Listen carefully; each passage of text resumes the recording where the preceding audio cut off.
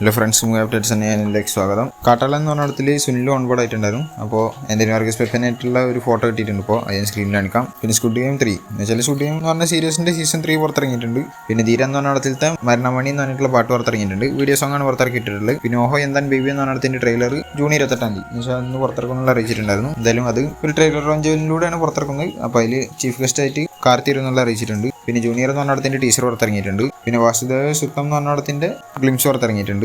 പിന്നെ ഫിനിക്സ് എന്ന് പറഞ്ഞ ഒഫീഷ്യൽ ട്രെയിലർ പുറത്തിറങ്ങി. പിന്നെ അക്കേണം എന്ന് പറഞ്ഞ സ്നീക്ക് പീക്ക് പുറത്തിറക്കിയിട്ടുണ്ട്. പിന്നെ ബോംബ് എന്ന് പറഞ്ഞ ടൈറ്റിൽ ടീസർ വരുന്ന പറഞ്ഞു അത് വന്നിട്ടുണ്ട്. പിന്നെ റോംകോം പടത്തിലേക്കുള്ള ഒരു കാസ്റ്റിംഗ് കോൾ വന്നിട്ടുണ്ട്. അപ്പോൾ അതിന്റെ ഡീറ്റെയിൽസ് ഞാൻ ജസ്റ്റ് സ്ക്രീനിൽ കാണിക്കാം. പിന്നെ ഡബിൾ ഗെയിം എന്ന് പറഞ്ഞ ടൈറ്റിൽ ലുക്ക് പുറത്തിറക്കിയിട്ട ഡയറക്ടേഴ്സിനൊക്കെ താങ്ക് യു പറഞ്ഞുകൊണ്ട് ഒരു പോസ്റ്റർ ആക്കിയിട്ടുണ്ട്. പിന്നെ 3 BHK എന്ന് പറഞ്ഞ ഡിസ്ട്രിബ്യൂട്ടേഴ്സിന്റെ ഒരു ലിസ്റ്റ് വന്നിട്ടുണ്ട്. അതിന് സ്ക്രീനിൽ കാണിക്കാം. പിന്നെ അടുത്തിന്റെ 7 days to go പോസ്റ്റർ വന്നിട്ടുണ്ട്. അതിന് സ്ക്രീനിൽ കാണിക്കാം. പിന്നെ പറന്ന് പോകുന്ന പറഞ്ഞ ട്രെയിലർ പുറത്തിറങ്ങിയിരുന്നു. അത് 1 million+ വ്യൂസ് കഴിഞ്ഞെന്നുള്ള അറിയിച്ചു. ഇതിന്റെ 7 days to go പോസ്റ്റർ വന്നിട്ടുണ്ട്. പിന്നെ മദ്രാസ് മേറ്റിനി എന്ന് പറഞ്ഞിട്ടുള്ള 10 കോട്ടയിലൂടെ ജൂലൈ 4 OTT റിലീസ് ആവുമെന്ന് അറിയിച്ചു. പിന്നെ മായക്കൂത്ത് എന്ന് പറഞ്ഞ ഒഫീഷ്യൽ ട്രെയിലർ പുറത്തിറങ്ങിയിട്ടുണ്ട്. പിന്നെ ഇതേ മുരളി എന്ന് പറഞ്ഞ ഭാഗത്ത് നട്രാജ് നെറ്റ് എന്ന് പറഞ്ഞിട്ടുള്ള ആളുടെ ബർത്ത്ഡേ ആയിട്ട് ബർത്ത്ഡേ വിഷയം കൊണ്ട് പോസ്റ്റർ ആക്കി. പിന്നെ തമിഴ് എന്ന് പറഞ്ഞ ഭാഗത്ത് 7 days to go പോസ്റ്റർ വന്നിട്ടുണ്ട്. പിന്നെ സയ്യാര എന്ന് പറഞ്ഞ തമിഴ്നാട് തിയേറ്ററിൽ റൈറ്റ്സ് എടുത്തിരിക്കുന്നത് തിങ് സ്റ്റുഡിയോസ് എന്നുള്ള അറിയിച്ചിട്ടുണ്ട്.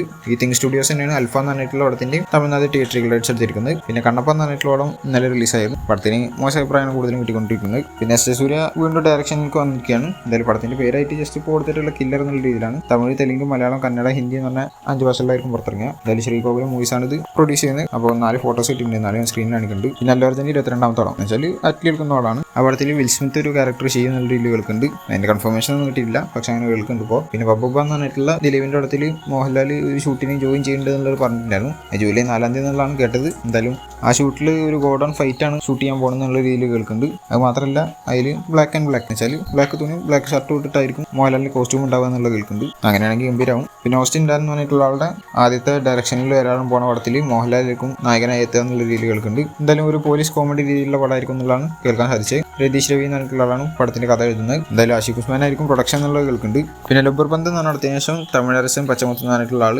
അടുത്തായിട്ട് ധനുഷിനെ വെച്ചിട്ട് പടം എടുക്കാൻ പോകണം എന്നുള്ള രീതിയിൽ കേൾക്കുന്നുണ്ട്. എന്തായാലും ഈ പടത്തിൽ അനിരുദ്ധായിരിക്കും മ്യൂസിക് ചെയ്യുക എന്നുള്ളതാണ് കേൾക്കുന്നത്. എന്നുവെച്ചാൽ തിരുച്ചിത്രമ്പലം എന്ന് പറഞ്ഞതിന് ശേഷം ധനുഷ് അനിരുദ്ധ നിൽക്കാൻ പോവുകയാണ്. എന്തായാലും തിരുച്ചിത്രമ്പലം കിള്ളം പാട്ടുകളും കിള്ളം പടം തന്നെയായിരുന്നു. പിന്നെ AK-64 അജിത് കുമാറിന്റെ 64ാമത്തെ പടത്തിന്റെ അനൗൺസ്മെന്റ് ഇപ്പോൾ അടുത്ത് തന്നെ ഉണ്ടാവും എന്നുള്ള രീതിയിൽ പറഞ്ഞിട്ടുണ്ട്.